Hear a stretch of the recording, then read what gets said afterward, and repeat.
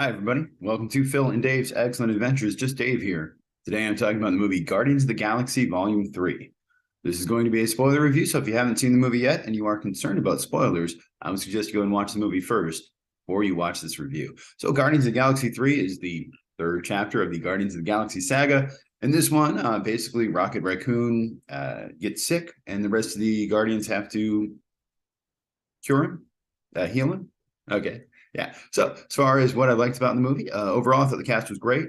I really liked Chukwudi Iwuji as the High Evolutionary. I thought he was great, just chewing the scenery and really just enjoying that kind of villainous role. I really liked Zoe Saldana in this one as well, seeing her playing Gamora, but a different kind of Gamora than what we're used to, because this is the Gamora from Endgame, I think, who is from like before the first Guardians movie. So it was cool to see her playing the character in a kind of more savage and more angry and vicious kind of way. That was cool. I liked seeing that a lot. Karen Gillan in here as Nebula was also really great. Overall, I think the cast was really, really good. And I thought everyone was good. There's no one only a few people who maybe I had some issues with this, but I'll talk about later. I liked all the stuff with the animals. I think that once they showed Rocket with his friends, being experimented on by the High Evolutionary, all of that really worked for me and really made me feel bad for the animals and want to, see what happens with them. So I thought all of that was really great. I like that every character gets a chance to shine. Drax gets a chance to show that he's not as dumb as they think he is. Rocket gets several chances. Even Cosmo gets a couple chances to kind of show what she can do. And overall, cool stuff. I really liked it. The High Evolutionary, again, just really great villain. I really, really enjoyed it. And there's a scene where, again, this is spoilers, where he shoots the otter in the back, Rocket's friend, Lila. And oh my God, I don't know that I've ever hated somebody more than in that moment where I'm like, I hate this guy so much. I want to murder him. How dare you shoot a CGI animal in the back? But yeah, it really worked for me. I'll talk a little bit more about that later. I liked Adam Warlock in this. I liked Cosmo. I really liked the weird Cronenberg planet that they went to. I don't remember the name of it, but it had a cool design to it, like very like Cronenbergy kind of body horror. And even the suits that they all wore, like Nathan Fillion's character, these kind of crazy suits. At first, I wasn't sure if that was supposed to be their body or no, that's actually, I think, the space suits, but they have this very weird, very creepy, somewhat human-like flesh kind of look to them. And I really liked it. I thought it was cool. I like that we finally got the comic accurate Star-Lord costume, which I don't think maybe we have seen it before, but yeah, in this, they're all kind of wearing the Star-Lord costume. That was cool. I like the look of it. Music, again, Guardians of the Galaxy are known for having these really cool soundtracks, and I think this one delivered just as much. We've got Space Hog in there, Red Bones, The Replacements, Faith No More, Flaming Lips, the Mowgli's, Florence and the Machine. I can't even name them all, but all good stuff. All bands that I really like and all songs that I like. I also really, really liked the score in this one. It was by John Murphy, who's done Sunshine, 28 Days Later, and The Suicide Squad. He replaced Tyler Bates, who did the first couple of Guardians movies. And I think Tyler Bates was actually working on Suicide Squad when he got replaced by John Murphy. But either way, I like the score. I think it really added to a lot of the situations and these kind of very sad, very poignant moments. The score kind of came in and really just, for me, really worked, and I really liked it. And I also like the mid-credit scene where we get to see sort of the new Guardians of the Galaxy and see what they're up to. And they have that little discussion about their favorite bands. And we get a King Crimson shout out. Always good. I always like King Crimson. So yeah, that was cool. I really liked that. As far as what I didn't like about the movie, like I said, most of the performances were really great throughout. The only ones that maybe weren't as good for me was Stallone.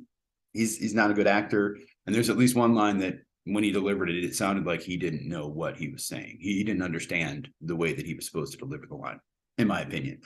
Jennifer Holland, not a bad actress by any means. I think she's fine, but it is a little distracting because she's the director's wife and he puts her in everything. And I think she's even been in some of the other Guardians movies. So a little distracting to be like, wait, is that the same character? No, that's a different character. Okay, I understand. She's playing a character named Quol, which is apparently an acronym for Kick-Ass Woman Overlord or something like that.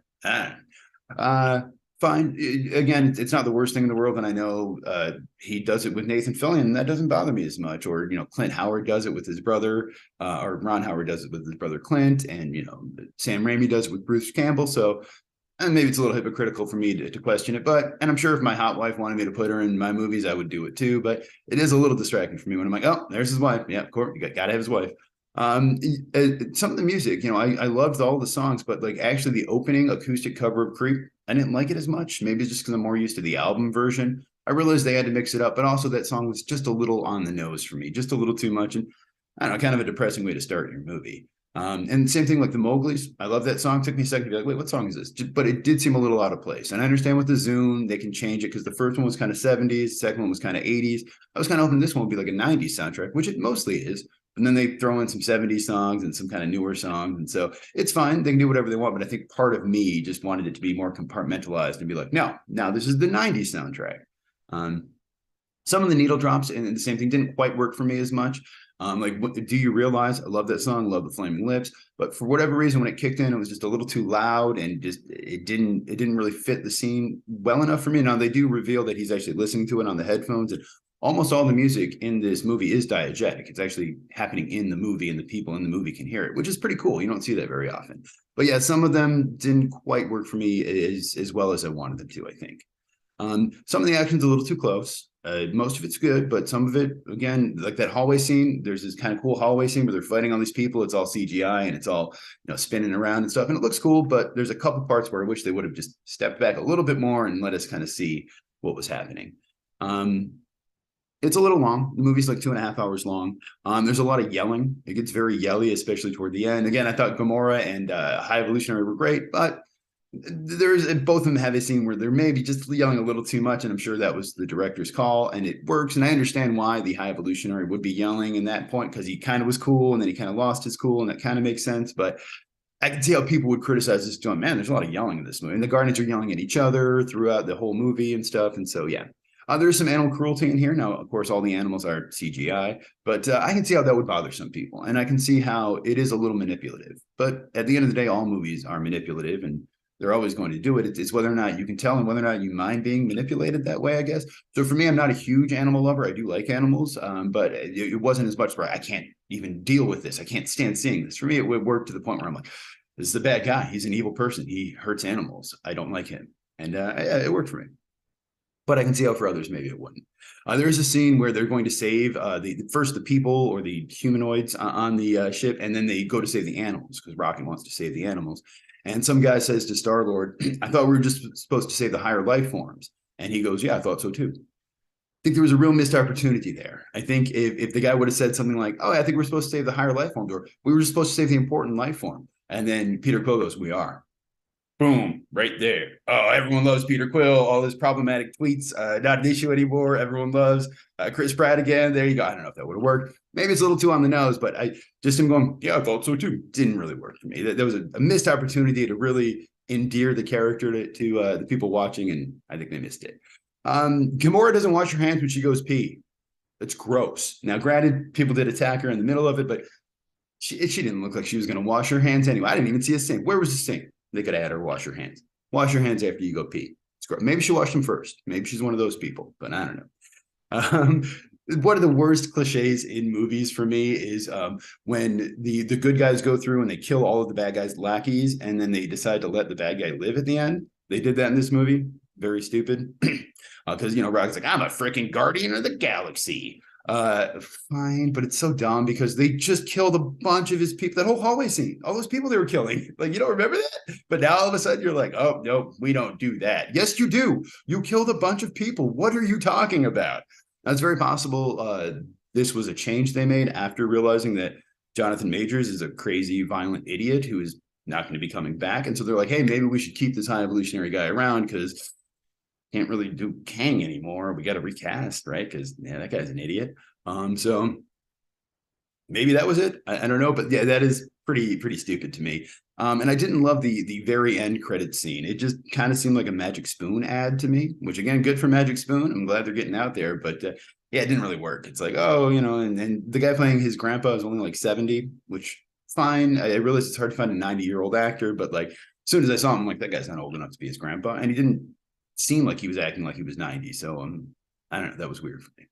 Other than that, movie is directed and written by James Gunn. I assumed his brother, who's over here, I forget his name right now, Sean, had a little bit of say in it because he usually does, but James is the only one who got credit for this one. So I don't know. This is Marvel's first F-bomb in this, and it's pretty funny. I think it works when she's trying to get in. He's like, open the fucking door. It was great. It worked for me. But it's interesting. Yeah, they've done it in other Marvel movies, but this is the first Marvel Disney movie with that in there. So that was cool. But then afterward, anytime someone said frick or fudge or whatever they would say instead, I'm a freaking guardian of the galaxy or freaking, I'm like, but you just, I know it's a PG-13 movie. I know the way the rules work, but it did kind of, I don't know, it made it seem a little silly. I really liked, again, going into some of the cameos and some of the other people. Linda Cardinelli plays Lila. And it was funny because when I saw her name in the credits, I'm like, wait, that's Hawkeye's wife. Why is she in this movie? That's weird. But her voice was great. It took me a minute to realize who she was, but I'm like, man, whoever's doing this is doing a great job. And then I'm like, oh, that's Linda Cardinelli. Cardellini? Yeah. Either way, she was great. I liked her a lot. We also had Asim Chowdhury as Teefs. Very funny. I know him from Taskmaster. I didn't realize who it was at first, though. Michaela Hoover is in there. She played Nova Prime's assistant in the first one, I believe. She plays the animal, the rabbit. We had Daniela Melchior as Ura, the red-skinned woman that Peter tries to flirt with. She played Ratcatcher 2 in James Gunn's Suicide Squad. Judy Greer does a voice as War Pig. She, of course, plays Scott Lang's ex-wife.